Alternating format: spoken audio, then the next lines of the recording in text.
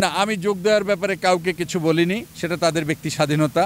আমি শুধু বলেছি তাদের বড় ভাই হিসাবে এই ফরিদগঞ্জ, চাঁদপুরে বা তথা লক্ষ্মীপুরে বিএনপিকে আমি প্রতিষ্ঠিত করেছি আলহামদুলিল্লাহ। আমার সাথে মরহুম আবিদ মেম্বার সহ এই যে ভিপি মুজিব, ইনারা এখানে আমি নাম ধরে বলতে চাই, সবাই আছেন যারা প্রতিষ্ঠা লগ্ন থেকে এই দল করেছে, এটি তাদের স্বাধীনতা।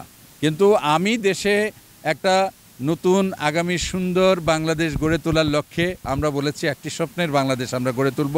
এই বাংলাদেশে কোনো নির্যাতন থাকবে না, নিগৃহ থাকবে না, গুম খুন অপহরণ থাকবে না, মানুষের মৌলিক মানবাধিকার বাস্তবায়িত হবে। এবং আমি ফরিদগঞ্জে যখন রাজনীতি করেছি, চাঁদপুরে করেছি, বাংলাদেশের প্রত্যন্ত অঞ্চলে মানুষ জানে আমি একজন হিউম্যান রাইট অ্যাক্টিভিস্ট। আমি কারোর উপর মত চাপিয়ে দেই না। ইনারা, আমার দায়িত্ব ছিল তাদেরকে মুক্ত করা, আমার নির্বাচনে তাদের দায়িত্ব তারা পালন করবে।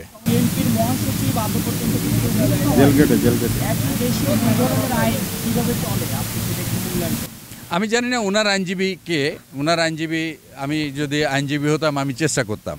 তো আমি তো ন্যাচারালি যারা আমার নেতা কর্মীরা রয়েছে তাদের আইনজীবী হিসাবে আমার দায়িত্ব আমি পালন করেছি। দু ধরনের আইন কিনা আমি জানি না।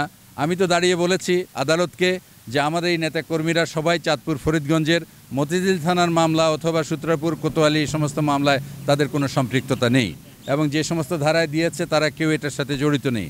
বিজ্ঞ আদালত আমার কথা শুনেছেন, মনোযোগ দিয়ে শুনেছেন, এবং আমি বলেছি এরা অনেকে অসুস্থ, এদের পারিবারিক অনেক কিছু। জি, একই মামলায় বিএনপির অসংখ্য সিনিয়র নেতা এবং মহাসচিব সহ কারাগারে। আর সাধারণ যখন বিএনপি ছেড়ে আওয়ামী লীগে ছিলেন তখন তার জামিন হয়েছে। রাষ্ট্রের চেহারাকে প্রতিনিধিত্ব করে। আমি এই ব্যাপারে মন্তব্য করতে চাই না, কারণ উনি জামিন পেয়ে গিয়ে যোগ দিয়েছেন না জামিনের আগে যোগ দিয়েছেন সেটাও আমি জানি না। আর শাহজাহান আমর অনেক দিন ধরে বিএনপির রাজনীতির সাথে সম্পৃক্ত একজন মানুষ, তিনি বিএনপি থেকে হঠাৎ করে এসছে, কিন্তু আমি বিএনপি থেকে হঠাৎ করে আসিনি। আমি আল্লাহর রহমতে দেশ বিদেশে মানবাধিকার, আপনি জানেন যে গ্লোবাল পিস অ্যাম্বাসাডার, বিশ্বের শান্তির দূত, আমি global inter religion faith and harmony chairman.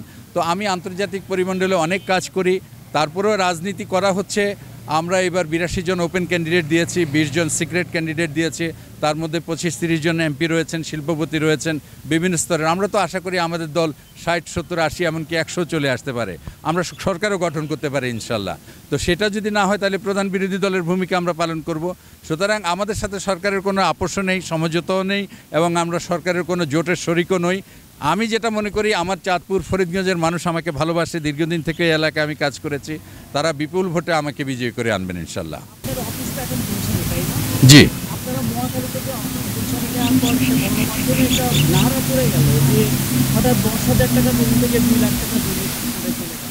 আচ্ছা, না ঠিক আছে, এটার উত্তর আমি দেই।